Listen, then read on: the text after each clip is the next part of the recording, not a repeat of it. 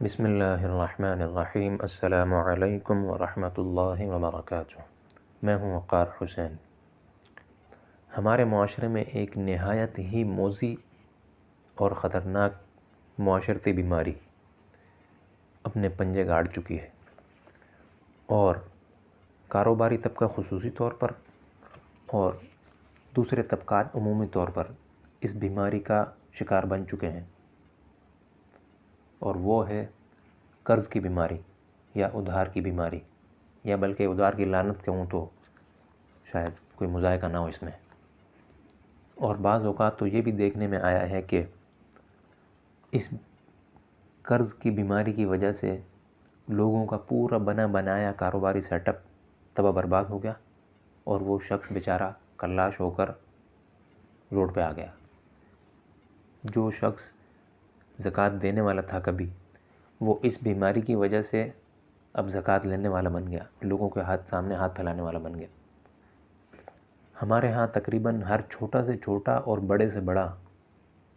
کاروبار تقریباً وہ اس بیماری کی لپیٹ میں ہے، بلکہ اس بیماری میں جکڑ دیا گیا ہے۔ اور اب تو اس بیماری کو ایک کاروباری ٹرم کی صورت میں بڑی خوبصورتی سے اسے بنا سنوار کے پیش کرتے ہیں لوگوں کے سامنے، کہ ہر بندہ یہی چاہتا ہے کہ میں کس طرح سے جو ہے وہ قرض حاصل کروں اور اپنے کاروبار کو چمکاؤں اور اپنی عیاشی کو بڑھاؤں، اور جو ہے وہ اپنے پاس بہت سارا مال دولت جمع کر لوں۔ اور اب تو نوبت یہاں تک آ گئی ہے کہ حج اور عمرہ تک بھی وہ ادھار اور یہ جو قسطوں کی اسکیمیں جو متعارف کرائی جاتی ہیں، تو یہ اسکیمیں اب ہر حج اور عمرہ میں بھی یہ لوگ متعارف کرانے لگ گئے۔ پہلے تو ہم صرف سوچتے تھے کہ گاڑی قسطوں میں ملتی ہے، پھر وہ بائکیں بھی آ گئیں تاکہ وہ چھوٹا جو طبقہ ہے وہ بھی اس بیماری سے محروم نہ رہ جائے، اور پھر گھر ہوئے۔ لیکن اب تو حج اور عمرہ تک کی جو سعادتیں اور ایک عبادتیں جو ہیں، یہ اس میں بھی لوگوں کو جکڑنے کا فیصلہ کر لیا گیا ہے۔ لیکن ہمارے یہاں کے لوگ اتنے بیوقوف ہیں نا کہ ان سے جب بھی کسی ایسے معاملے میں بات کرو، یا اسی معاملے کی آپ صرف بات لے لیں کہ قرض کے معاملے میں یا اسی قسطوں والی اسکیموں کے بارے میں بات کریں، تو وہ لوگ جو ہے نا وہ لڑنے کے لیے آ جاتے ہیں اور کہتے ہیں کہ بھائی شریعت میں تو قرض جائز ہے، اور تو آپ کون ہوتے وہ قرض سے منع کرنے والے؟ بلکہ خود رسول اللہ صلی اللہ علیہ وسلم نے جو قرض لیا ہے، تو پھر آپ کون ہوتے ہیں قرض سے منع کرنے والے؟ تو میرے بھائی، میں قرض سے منع نہیں کر رہا ہوں، میں تو صرف آپ کو سمجھا رہا ہوں کہ بلا عذر شرعی یا بلا کسی بغیر مجبوری کے قرض لینا وہ صحیح نہیں ہے، بلکہ جو قرض بلا عذر شرعی لیا گیا ہو وہ تو خود شریعت کی روح سے ہی ناجائز اور ایک بوجھ ہے، ایک وبال ہے۔ اور جو قرض لے رہا ہے، جو قرض دار جو بننے جا رہا ہے، تو اس کے دن کا چین سکون برباد، رات کی نیند حرام، اس قرض کی وجہ سے، اس قرض کی بیماری میں مبتلا ہونے کی وجہ سے۔ ہمارے ہاں تو ایک رواج بن گیا ہے کہ لوگ جو ہے وہ دوسروں سے اپنے کاروبار چمکانے کے لیے، ایک کاروبار پر چل رہا ہے لیکن اس کو بڑا کرنے کے لیے کہ بھئی میں بڑا کاروبار کروں، اس کو بڑا کرنے کے لیے یا اپنی عیاشیاں بڑھانے کے لیے جو ہے وہ لوگوں سے قرض لیتے ہیں اور ان کے مال پر مزے اڑاتے ہیں، اور جب جو قرض خواہ ہے وہ ان سے قرض مانگنے کے لیے آتا ہے تو لوگ اس سے جو ہے وہ غصہ کرتے ہیں، جھڑکیاں دیتے ہیں، اور بات بات پہ تانے مارتے ہیں کہ ہم کیا کہیں بھاگ رہے ہیں کہ جو تم جو بار بار جو ہے ہمیں اپنے قرض کا تقاضا کرتے ہو، ہم دے دیں گے آپ کو، ہم، اور اپنے آپ کو جو ہے نا بڑا تیس مار خان اور شاہوکار ثابت کرتے ہیں کہ ہم کہیں بھاگ کر تھوڑی جا رہے ہیں، آپ کے پیسے لے کے نہیں بھاگیں گے، انشاءاللہ دیکھے جائیں گے۔ اور میں آپ سے کہوں کہ جو لوگ یہ اتنی بڑی بڑی پینگیں مارتے ہیں نا کہ ہم کوئی بھاگ کے تھوڑی جا رہے ہیں، سب سے پہلے وہی بھاگتے ہیں۔ جو یہ بھاگنے کی باتیں کرتا ہے نا کہ ہم بھاگ کے نہیں جائیں گے اور آپ کے پیسے دے کے جائیں گے، وہ بگوڑے ہی ہوتے ہیں۔ یہ میرا مشاہدہ ہے اس چیز کا۔ اور آپ کو میں ایک حدیث کا مفہوم سناؤں کہ پیارے نبی صلی اللہ علیہ وسلم کی ایک حدیث کا مفہوم میں فرماتے ہیں کہ جو شخص کسی سے قرض لے اور اس کی نیت دینے کی ہو کہ میں اس کو واپس کروں گا، تو اللہ تعالیٰ اس سے اس کا قرض ضرور واپس دلواتے ہیں، اگرچہ وہ پہاڑوں کے برابر ہی کیوں نہ ہو۔ اور جو شخص کسی سے قرض لے نہ دینے کی نیت سے، تو اللہ تعالیٰ بھی اس کا قرض واپس نہیں کرواتے ہیں،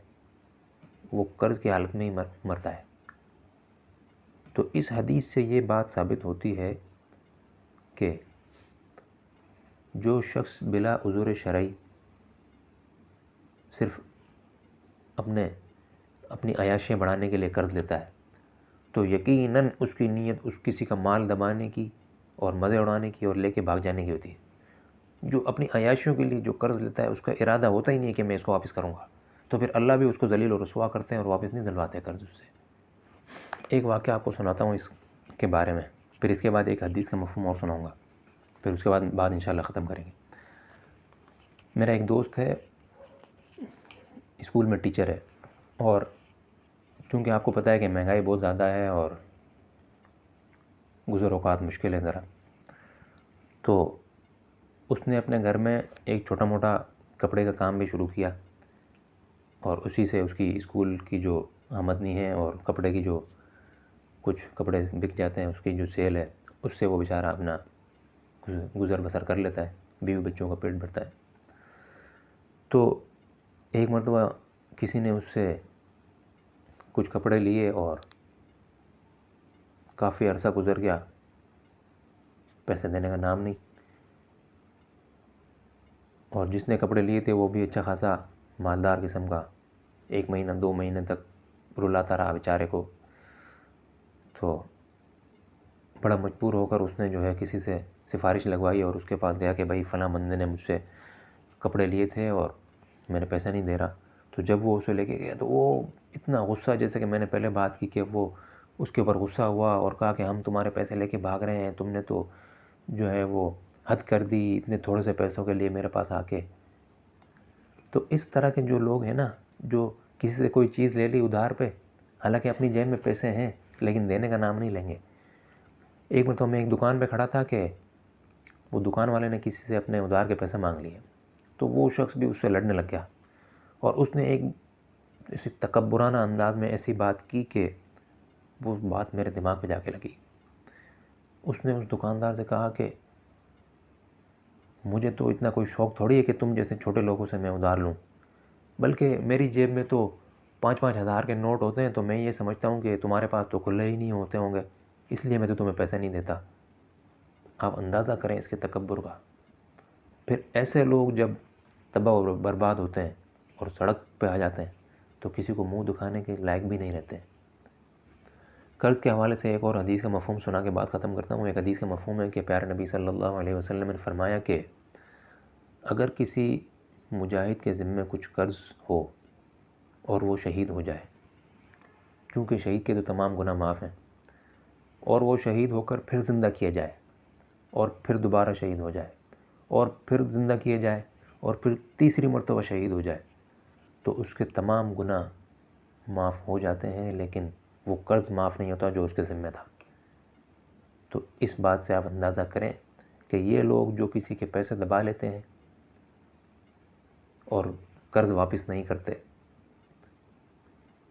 اور مختلف ہیلے بہانوں سے اس قرض خواہ کو ٹالتے ہیں یا اس کی مدت کو لمبا کرتے ہیں، تو وہ اپنا انجام ان احادیث میں دیکھ لیں۔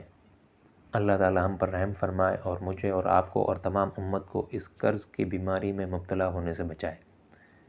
میری باتیں سننے کا شکریہ۔ والسلام علیکم ورحمۃ اللہ وبرکاتہ۔